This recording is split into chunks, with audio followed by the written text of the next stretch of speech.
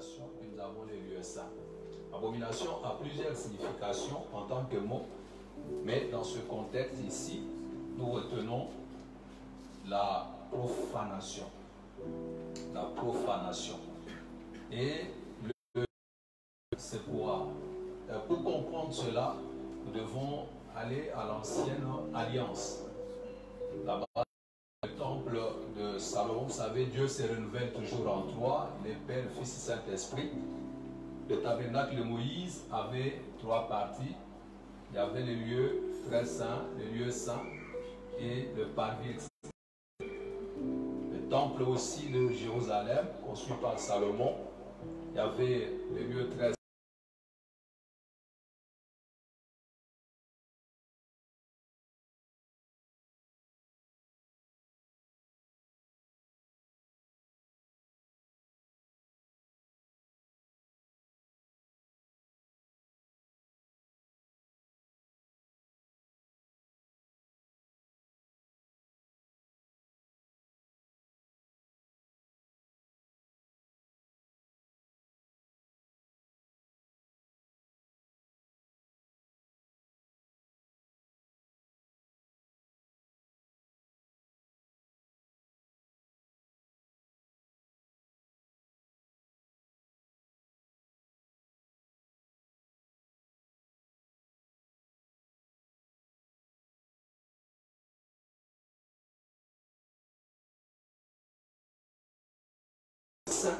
Là où se trouvaient les sacrificateurs, là où les sacrificateurs se sanctifiaient.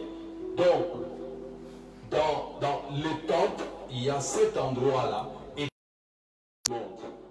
Et aucun temple ne sanctifie la personne. C'est la personne qui est adorée dans le temple qui sanctifie. C'est pourquoi vous verrez dans Exode chapitre 3, au verset 21, lorsque Moïse se trouve au buisson ardent, il s'approche de Dieu. Dieu dit ne t'approche pas, parce que le lieu où tu te tiens, c'est un lieu saint. En réalité, ce n'est pas le lieu qui est saint, c'est Dieu saint qui était là, qui a sanctifié le lieu.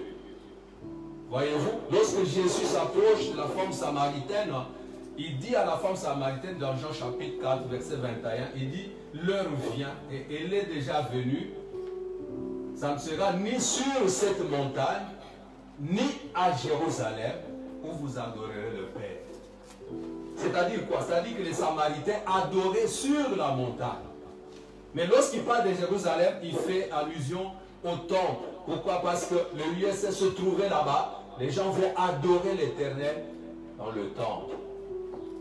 Mais il dit que maintenant, l'heure est arrivée où les vrais adorateurs adoreront l'Éternel en vérité en esprit. En ce moment-là, Dieu sort maintenant du temple de Salomon et il vient habiter dans le temple qui s'est construit lui-même, c'est l'homme. Voilà pourquoi la Bible dit dans 1 Corinthiens chapitre 3 verset 16, ne savez-vous pas que vous êtes le temple de Dieu? Le Saint-Esprit habite en vous. C'est vous qui êtes la maison de Dieu. Or, selon l'ancienne alliance, le temple, c'est cette maison physique que nous voyons.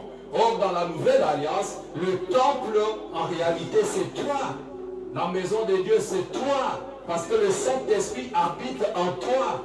Et lorsqu'on dit l'abomination dans le lieu saint, c'est-à-dire que, vous savez, ça va arriver. Mais aujourd'hui, comme nous avions dit, aujourd'hui, le temple, dans le monde tel que nous vivons, c'est l'abomination. C'est en fait l'apostasie qui commence à agir d'abord. Donc l'ennemi vient, il se fait comme. Il prend la parole, il l'interprète. On a parlé du prophète Daniel, on aura le temps de parler de ça, mais nous voyons que ici, le lieu saint, ce n'est pas la maison physique que nous voyons. Les lieux, en fait, le temple, en fait, ce n'est pas cette maison physique que nous voyons, c'est toi qui es l'église de Dieu, parce que le Saint-Esprit habite en toi. La question qu'on se pose maintenant, si nous sommes temple de Dieu, pourquoi nous péchons encore? C'est parce qu'il nous manque une chose. C'est parce qu'il vous manque cette chose-là, et les apôtres ont connu cela. Judas était apôtre, ou fut apôtre, il a prêché l'évangile, il a prêché la parole de Dieu, il a mangé la Sainte Seine, mais qu'est-ce qu'il a fait? Il a vendu la parole, il a vendu Jésus par un seul baiser. Nous avons vu que Pierre a mangé la Sainte Seine, Pierre a aussi prêché la parole, il était aussi apôtre, mais il a renié Jésus. Et il a aussi coupé l'oreille du soldat. C'était les œuvres de la chair. Christ a dit non, notre combat est spirituel, ce n'est pas un combat charnel. C'est pourquoi on parle des œuvres de la chair. Donc nous sommes chrétiens, nous avons pris le baptême d'eau, nous prions, nous allons à l'église, mais nous vivons encore dans la chair. Or, lorsque quelqu'un est baptisé de l'Esprit, il devient la maison de Dieu. Lorsque quelqu'un est baptisé de l'Esprit, il devient le temple de Dieu. Il devient la Bible écrite, la Bible à travers les lignes.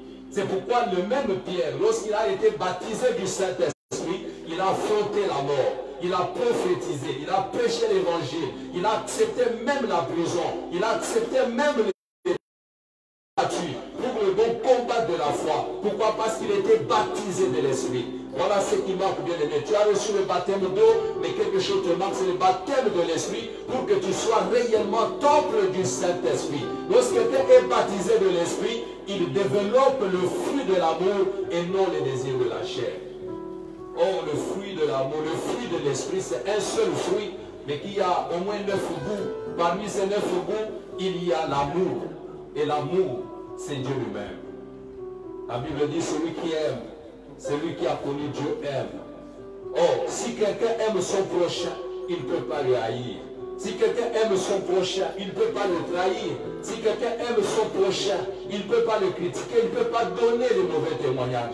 C'est pourquoi Pierre a renié Jésus. C'est pourquoi Judas, quand bien même il était avec Jésus, il l'a vendu, il l'a trahi. Et toi aussi tu continues à vivre dans le mal parce que tu n'as pas reçu le baptême de l'Esprit. Si tu reçois le baptême de l'Esprit, tu deviens temple de Dieu, tu deviens maison de Dieu. Et Dieu habite en toi, un témoignage vivant. En ce moment-là, Dieu est glorifié dans ta vie. Voici l'occasion pour que vraiment l'Église développe un véritable amour. Voici l'occasion pour que les nations développent un véritable amour dans le monde. Voici l'occasion pour que le monde puisse chercher le véritable amour bien-aimé dans le Seigneur. Vous êtes le temple du Saint-Esprit et Dieu habite en vous. Alors aujourd'hui, qu'est-ce que le diable fait? Il agit, il se cache. Vous allez trouver ces choses dans les églises, comme les apôtres étaient aussi avec Jésus-Christ.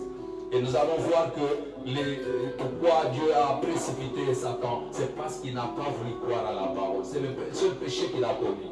Et toi aussi, si tu ne crois pas à la parole, Dieu va te précipiter. Satan était aux côtés de Dieu, il a adoré, il a servi, il a travaillé, mais à la fin, il a été chassé. Toi aussi, si tu ne crois pas à la parole, c'est le péché. Si tu réunis une seule parole, tu seras rejeté. Voilà pourquoi, bien-aimé, il est temps que nous puissions vraiment prier le Seigneur en vérité.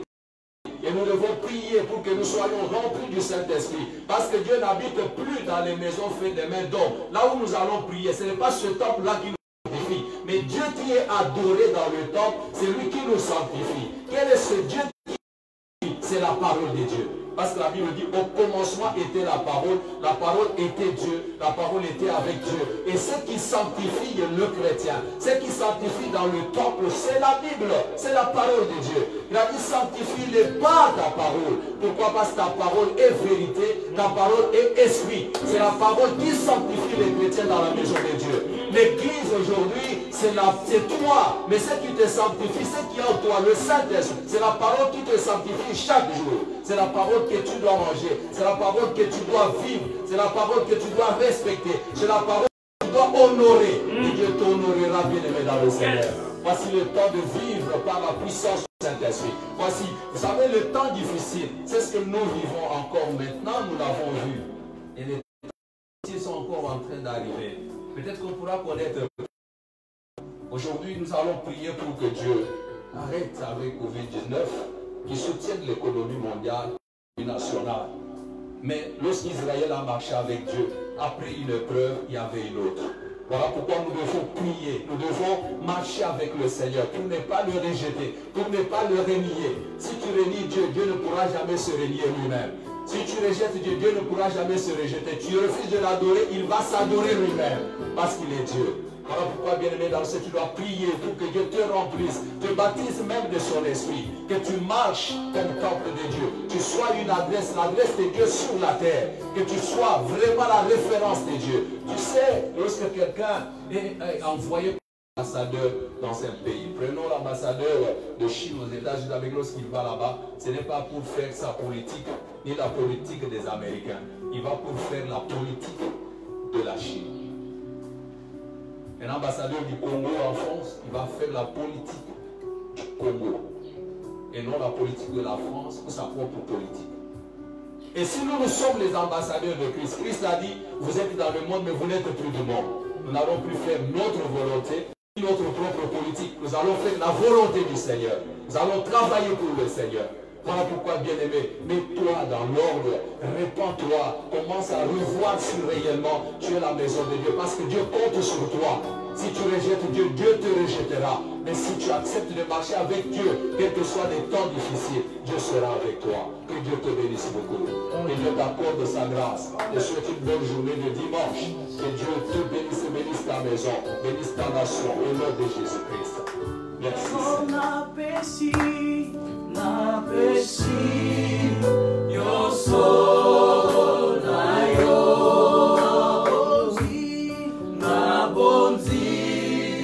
your soul,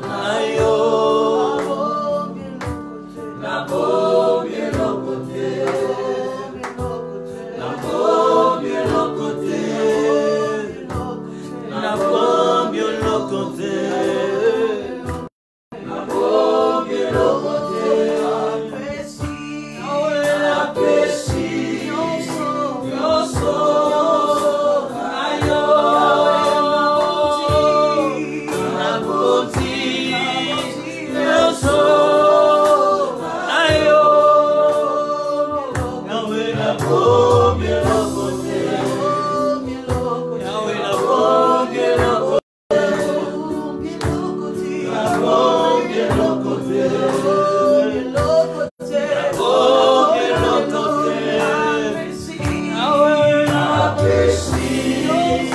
Your soul.